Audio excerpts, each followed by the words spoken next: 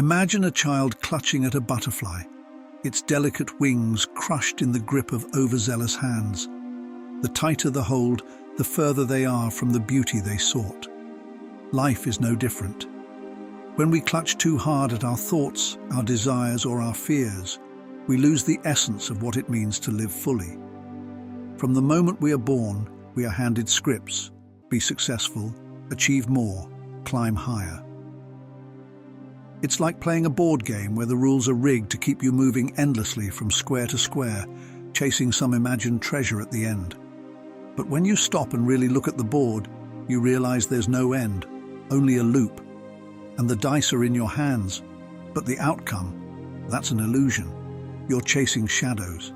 Take a walk in the woods. Notice how the trees grow. They don't compete with each other for sunlight. They simply reach upward, quietly, steadily. The tallest oak doesn't berate the shrub for staying small. And yet, we humans have built a world where growth is measured not by being, but by having. The biggest house, the fastest car, the thickest wallet. We've become like crows chasing shiny objects, forgetting that our nests are already enough. Think about a candle. Its flame doesn't struggle to burn, it simply exists, consuming the wick in quiet surrender. But imagine trying to hold that flame in your hands. It would extinguish instantly. This is how we treat our happiness. We try to grab it, pin it down, make it ours. And in doing so, we snuff it out. The real magic of life isn't in the things we chase. It's in the moments we don't plan. The laughter shared over an unplanned dinner. The warmth of sunlight on your face when you weren't looking for it. The way your breath steadies when you stop trying to control it. These are not things you can acquire. They are things you notice when you let go. Letting go doesn't mean giving up. It means leaning in. It means trusting that the universe knows the rhythm of your heart better than you do. When you release the need to have all the answers, you create space for life to surprise you. The rain will fall, the sun will rise, and you will find that you are neither the storm nor the clear sky. You are the stillness that holds both. But how do we let go? Start small. Sit with a thought instead of wrestling with it. Watch it drift like a cloud. It doesn't need to be good or bad, it just is. Let your desires arise without judgment and ask them, what do you truly want? Often they are like children, crying out for attention but not knowing why. Meet them with kindness, not force. The world sells us the idea that we are incomplete, that fulfillment is somewhere out there. But what if it's already here, sitting quietly, waiting for you to notice? The heart is not a vault that needs filling. It's a fountain that overflows when left alone. True freedom is not about breaking chains, but realizing they were never there to begin with. So take a breath. Feel the rhythm of it, how it flows in and out without effort. This is life, a dance, not a race. And in this dance, there is no winner, no finish line, only the joy of moving to the music. Step lightly and let go. Imagine a tree in a dense forest. The tree doesn't try to grow well or fear growing poorly. It just grows. It stretches toward the sun, roots sinking deep into the soil. Sometimes its branches break in the wind, or insects bore into its bark. Other times, it's adorned with blossoms and fruit. The tree doesn't label any of these moments as good or bad. It simply is. Now consider us, humans, tangled in the dualities of life.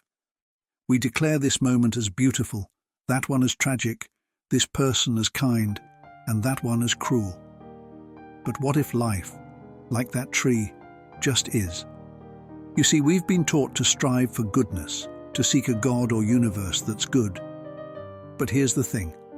Labeling God or the universe as good assumes the existence of its opposite, bad. And in doing so, we trap ourselves in a web of polarity, measuring existence against scales that we ourselves invented. Think about a storm. To someone with crops in need of water, it's a blessing. To a family whose roof it destroys, it's a disaster. The storm doesn't care. It's not here to fulfill one desire or another. It's just a storm. And so too is the universe.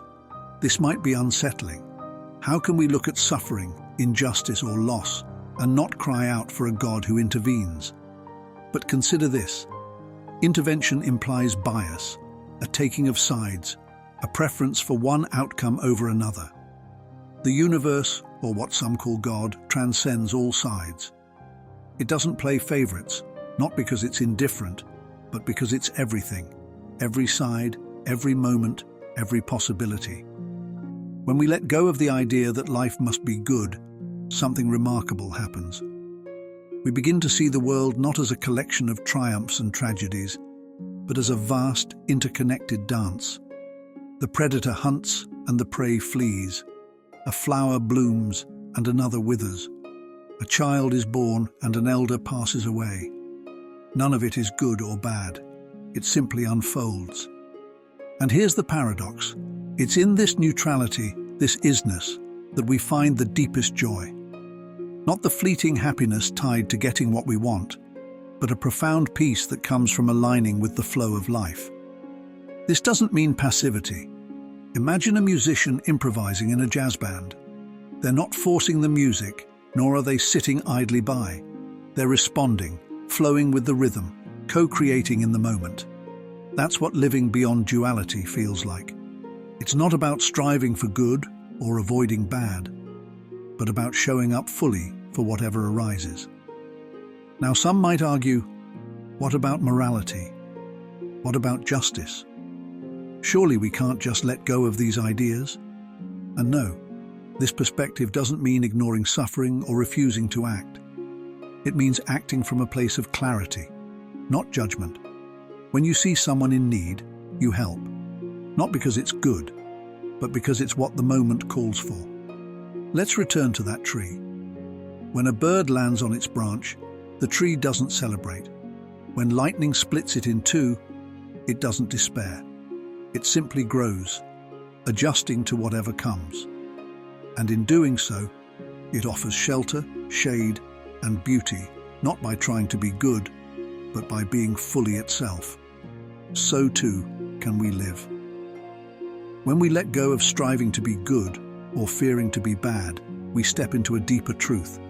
We stop resisting life and start embodying it. Challenges become opportunities to grow, not problems to fix. Joy becomes a state of being, not a reward to earn. In this space, you're not chasing the next better version of yourself. You're simply here, now, fully alive, fully present. And that, perhaps, is the closest we can come to touching the divine. Not as a force of good, but as the infinite isness of all things. Imagine you are holding a glass of water. When the water is still, the surface perfectly reflects the world around it. But when you stir it, the image becomes distorted, rippled, chaotic. Our lives work in much the same way.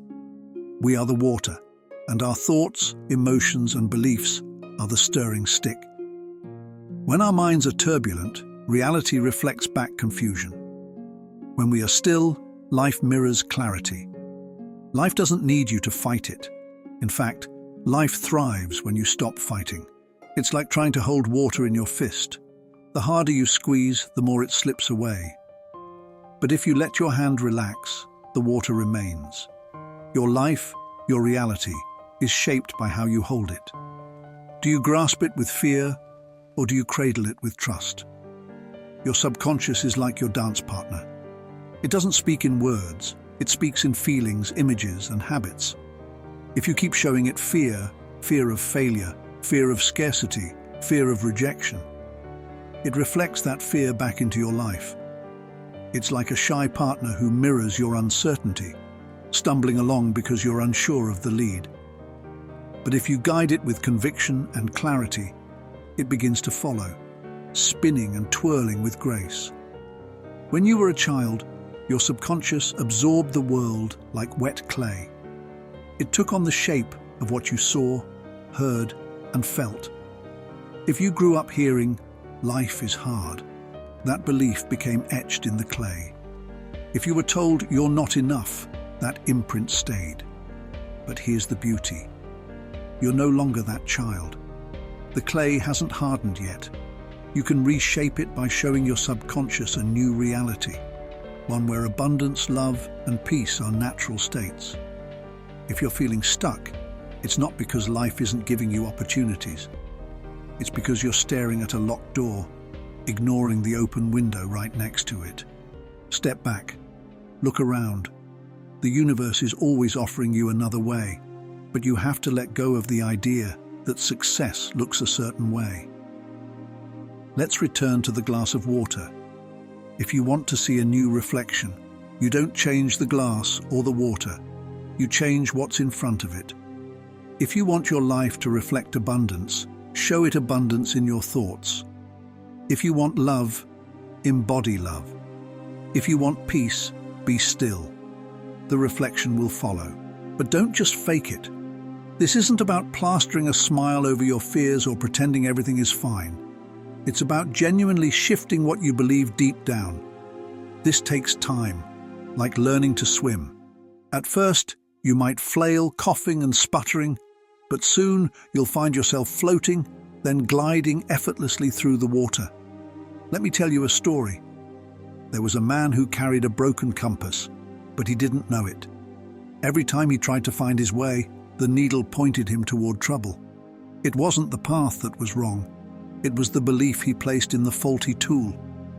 His fear of getting lost led him to trust the broken compass, and so he wandered in circles, thinking the world was conspiring to trap him.